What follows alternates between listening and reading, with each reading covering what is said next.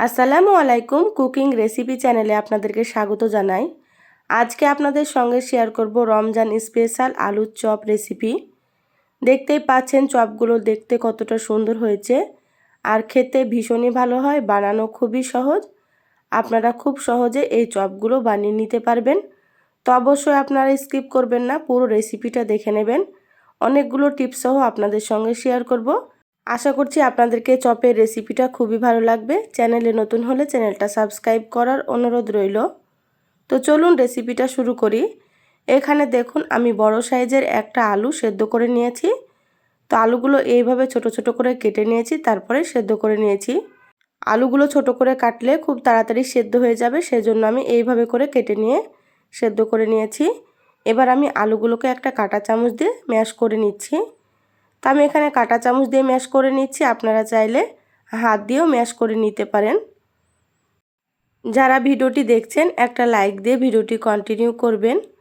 আপনাদের একটা লাইক পরবর্তী ভিডিও বানাতে আমাকে অনেক উৎসাহ জাগায়। দেখুন আলুগুলো ম্যাশ করা হয়ে গিয়েছে, সাইডে রেখে দিলাম। এবার এখানে একটা মিক্সিং বোল নিয়েছি, নিয়ে নিলাম একটা চালনি। এবার এখানে দিয়ে দিচ্ছি 1 কাপ বেসন। এবার আমি বেসনগুলো চেলে নেব। তো এখানে অবশ্যই বেসনগুলো আপনারা চেলে নেবেন। বেসনগুলো না চেলে নিলে ব্যাটার তৈরি করার সময় কিন্তু দানা দানা থেকে যাবে, ব্যাটারটা খুব সুন্দর হবে না। সেই জন্য এইভাবে আপনারা চেলে নেবেন। তো দেখুন পুরো বেসনটা আমি চেলে নিলাম। এবার আমি এখানে দিয়ে দিচ্ছি 2 চামচ চালের গুঁড়ো। চালের গুঁড়ো দিলে বেসনের যে উপরের কোটটা হবে সেটা কিন্তু অনেকটা মুচমুচে হবে, চপগুলো খেতেও বেশ ভালো লাগবে। এবার আমি এখানে দিয়ে দিচ্ছি 1/2 চামচ লবণ, দিয়ে দিচ্ছি 1/2 চামচ হলুদ গুঁড়ো। এবার আমি এখানে দিয়ে দিচ্ছি 1/2 চামচ জিরা গুঁড়ো, 1/2 চামচ দিয়ে দিচ্ছি লঙ্কার গুঁড়ো। এখানে 1/2 চামচের থেকে একটু বেশি দিয়ে দিচ্ছি ম্যাগি মশলা। এই ম্যাগি মশলাটা দিলে কিন্তু চপের টেস্টটা অনেক বেশি ভালো আসবে, আপনারা একটু দেওয়ার চেষ্টা করবেন। 1/2 চামচ দিয়ে দিচ্ছি কাশ্মীরি রেড চিলি পাউডার, এটা আমি কালারের জন্য দিয়ে দিলাম, আপনারা চাইলে স্কিপ করতে পারেন। এবার এখানে দিয়ে দিচ্ছি 1/2 চামচ আদা বাটা, দিয়ে দিচ্ছি 1/2 চামচ রসুন বাটা। আদা রসুন দিলে চপগুলো কিন্তু অনেক বেশি ভালো লাগে খেতে। এবার আমি চামচ দিয়ে খুব ভালোভাবে শুকনো উপকরণগুলো মিশিয়ে নেব।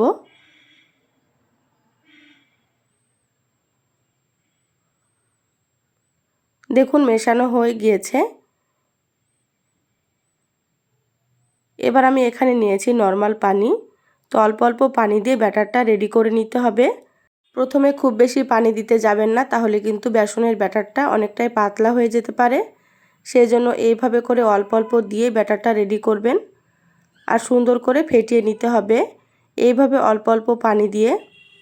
তো একটু সময় নিয়ে এটা করে নিতে হবে, তাতে করে চপগুলো অনেক সুন্দর হবে। আমার চ্যানেলে আরও অনেক রেসিপি আছে, চাইলে আপনারা আমার রেসিপিগুলো দেখে আসতে পারেন। কিছু রেসিপির লিংক আমি আই বাটনে দিয়ে দেব, আপনারা সেখান থেকেও দেখে নেবেন। দেখবেন আমার রেসিপিগুলো আপনাদেরকে খুবই ভালো লাগবে। দেখুন অল্প অল্প পানি দিয়ে ব্যাটারটা আমি রেডি করে নিয়েছি। ব্যাটারটা এইরকমই হবে, এর থেকে পাতলা হবে না। দেখে হয়তো আপনারা বুঝতে পারছেন। তা আপনাদেরকে আমি দেখিয়ে দিচ্ছি কিভাবে ব্যাটারটা রেডি করতে হবে।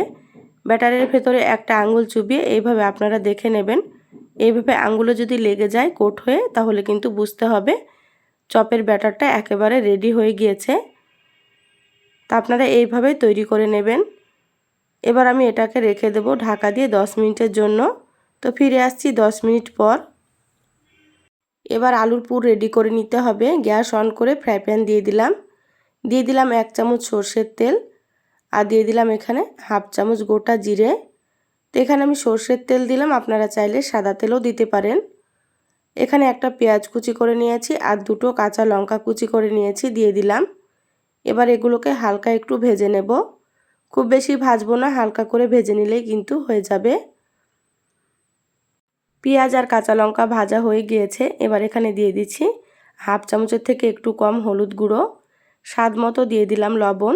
তো লবণটা এখানে আপনারা বুঝে ব্যবহার করবেন, কারণ ব্যাটারে লবণ দেওয়া আছে। সামান্য একটু দিয়ে দিলাম লঙ্কার গুঁড়ো, ঝাল আপনারা নিজেদের টেস্ট অনুযায়ী ব্যবহার করবেন। আর 1/2 চামচ দিয়ে দিলাম জিরা গুঁড়ো। হাফ চামচ দিয়ে দিচ্ছি আদা বাটা আর হাফ চামচ দিয়ে দিচ্ছি রসুন বাটা। এবার আমি অল্প একটু পানি দিয়ে দিচ্ছি। মশলাটা একটু কষিয়ে নেব আদা রসুনের কাঁচা গন্ধ চলে যাওয়া পর্যন্ত। গ্যাসের আঁচ লোতে রেখে মশলাটা কষিয়ে নিচ্ছি। গ্যাস বাড়ানো যাবে না, তাহলে মশলাটা পুড়ে যাবে। তো দেখুন মশলা কষানো প্রায় হয়ে গিয়েছে। এইভাবে আপনারা একটু কষিয়ে নেবেন, তাতে করে আলু রান্নাটা খেতে অনেক বেশি ভালো লাগবে। এবার আমি এখানে দিয়ে দিচ্ছি ম্যাশ করা আলু।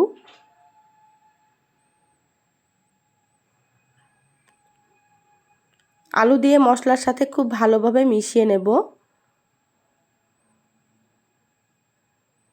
এইভাবে আপনারা বাড়িতে একবার চপ বানিয়ে খেয়ে দেখবেন, তাহলে কিন্তু দোকানের চপ খেতে আপনাদের আর ইচ্ছে করবে না। চপগুলো খেতে এতটাই টেস্টি হয়। তো সামনে রমজান মাস, আপনারা কিন্তু পুরো মাস জুড়ে এইভাবে বাড়িতেই চপ তৈরি করে খেতে পারবেন। এবার আমি এখানে দিয়ে দিলাম হাফ চামচ ম্যাগি মশলা। মশলাটা খুব ভালোভাবে মিশিয়ে নিচ্ছি। তা আমি এইভাবে আলুর পুরটা রান্না করে নিলাম, তাতে করে চপটা খেতে অনেক বেশি ভালো লাগবে। আলু মেখেও কিন্তু চপ বানানো যাবে, আপনারা চাইলে আলু মেখেও বানাতে পারেন, কিন্তু এইভাবে করলে বেশি ভালো লাগে খেতে। দেখুন আলুর পুরটা রেডি হয়ে গিয়েছে, প্লেটে তুলে নিয়েছি। গরম আছে, ঠান্ডা করে নেব। তো দেখুন আলুর পুর ঠান্ডা হয়ে গিয়েছে। এবার আমি অল্প অল্প আলুর পুর নিয়ে চপের শেপ দিয়ে নেব। তো খুব বেশি বড় করব না, আমি একটু ছোট ছোট করেই তৈরি করছি। আপনারা চাইলে আপনাদের পছন্দ মতো শেপে আপনারা তৈরি করে নিতে পারেন। দেখুন এটা রেডি হয়ে গিয়েছে, রেখে দিচ্ছি প্লেটে। আবারও আপনাদেরকে একটা আমি দেখাচ্ছি। তো একটা আলু থেকে দেখুন অনেকগুলোই কিন্তু চপ তৈরি হবে। তো এইভাবে করে সবগুলো আমি তৈরি করে নিচ্ছি। এইভাবে তৈরি করে নিলে সময়টা একটু কম লাগবে, সেজন্য আমি সবগুলোকে রেডি করে নিয়ে তারপরে চপগুলো ভেজে নেব। দেখুন এগুলো রেডি করে নিয়েছি। এবার চপগুলোকে ভেজে নিতে হবে। দেখুন বেসনের ব্যাটার আমি নিয়ে নিলাম, আবারও খুব ভালোভাবে একটু ফেটিয়ে নিচ্ছি।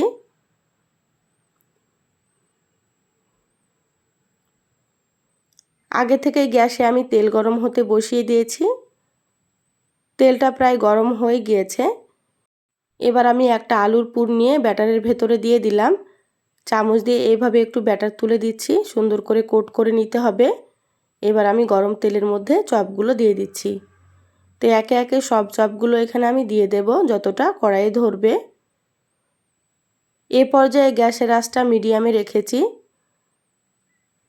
চপগুলো দেওয়ার পরে সঙ্গে সঙ্গে উল্টানো যাবে না, একটু ভেজে নেওয়ার পরে উল্টে দিতে হবে।